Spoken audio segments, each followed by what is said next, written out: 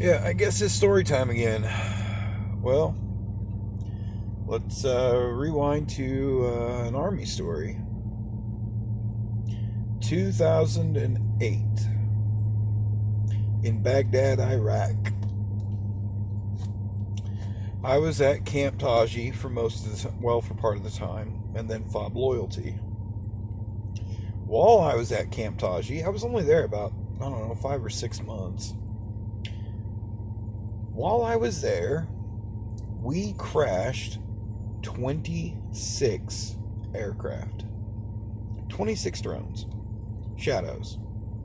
You can look them up. RQ-7 Bravo, Shadow. It's pretty sizable aircraft.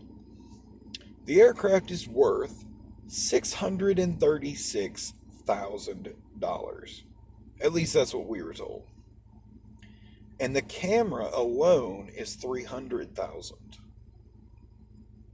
Yeah. So yeah, we had some expensive mistakes, but uh, yeah, we were at the launch recovery site. I was the MC, the mission commander, and we had two birds. With every unit has four aircraft. There were 6 units there. Between the four aircraft that they had, they were split into groups of two. Two had one frequency, two had the other frequencies. So we had 12 frequencies that we were using altogether. And most of the frequencies were airborne. Well, the reason we had two aircraft each on the frequencies was generally if one aircraft failed pre flight, we would be able to switch to the other aircraft on that same frequency and just pre flight it to launch it. Well, they ended up pre flighting both aircraft on one frequency and they both failed. So someone made the genius decision. Actually, no, I wasn't mission commander. I was actually down. I was actually off work, and I think Gomes and Metz were, or Gomes was, or Metz was mission commander, and they grabbed another bird, the third aircraft from that same unit, to launch it.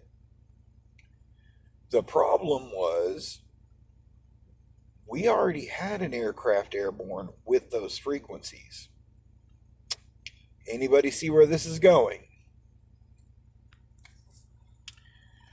So, while the bird was close to our antennas, we was able to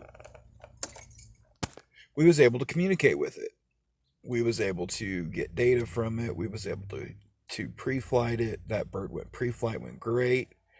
They're getting ready to launch it. They launch it, and as soon as it hits about 1,000 feet, and they go from our Omni to a directional mode on our antenna, they lose comms with it, and then they lose comms with the other bird that's airborne because both frequencies are airborne and they're interfering with each other. Now, the aircraft that was launched first, that has already been airborne for 5 hours, is at bingo fuel, meaning it needs to land because it's only got about 11, I think, what was it? Oh, something like 11 liters of fuel. And they burn about 6 liters or so an hour. So, I mean, granted, it still had a little bit of flight time, but we couldn't communicate with either aircraft. And then, by happenstance, both aircraft are in the same location. One is at Shadow South or Southgate at 1,000 or 1.5, and the other one is at Shadow or at Southgate 2.5. So they are deconflicted with altitude, but we can't comm with either aircraft. Somebody's trying to get eyes on the first aircraft that was launched. They got eyes on it, finally got communications with it, and was able to get it into land mode so that it was deciding to come in. Well, the problem there is still on the same frequency.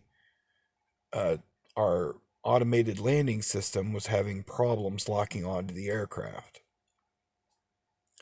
It finally locked on. Got it, bringing it in. So it starts coming in on the shelter, because we have 3 stations controlling aircraft. We have shelter 1, shelter 2, and then our PGCS, our portable ground control station.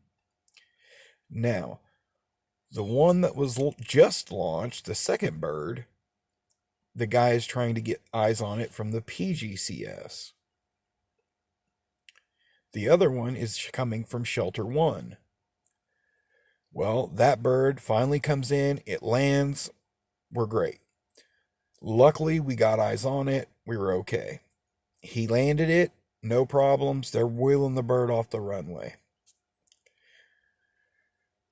The genius problem here, the guy on the portable GCS was having issues with comms with the bird.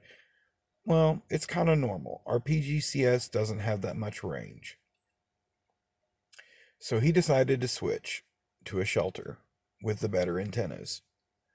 He gets in the shelter, gets eyes on the aircraft, goes ahead and takes control of the aircraft. The second he gets control of the aircraft, the engine dies.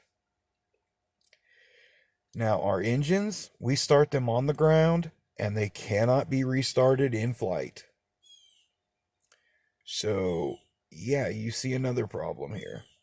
This aircraft starts plummeting towards the ground. He tries to deploy the parachute on it, which is supposed to save the aircraft. Well, the parachute's designed to save the camera, actually. We don't care about the fucking aircraft. We just care about the camera. And, yeah. Engine died, aircraft crashed. Next thing you know, we got guys going to piss and bleed because they crashed an aircraft. It happens. Accidents happen, I guess. It's definitely a story that I look back and kind of laugh on, because it was his own fault. Because when he moved to the shelter that just landed a bird, he didn't really match commands, and the engine kill button was still selected from when that bird landed. So when he got eyes on and took control, that aircraft got a command from the shelter to kill the engine. It's his own fault. So there you go. That's one of my stories from Iraq. Got plenty more. Yeah, I think that was actually 2167, because both those birds were our birds that they launched and lost control of. It was either 2165 or 2166. Because 2167 was our devil bird. Like, it was that aircraft, I don't think it ever flew right. It was always having problems. But anyway, y'all have a good day. See you guys later.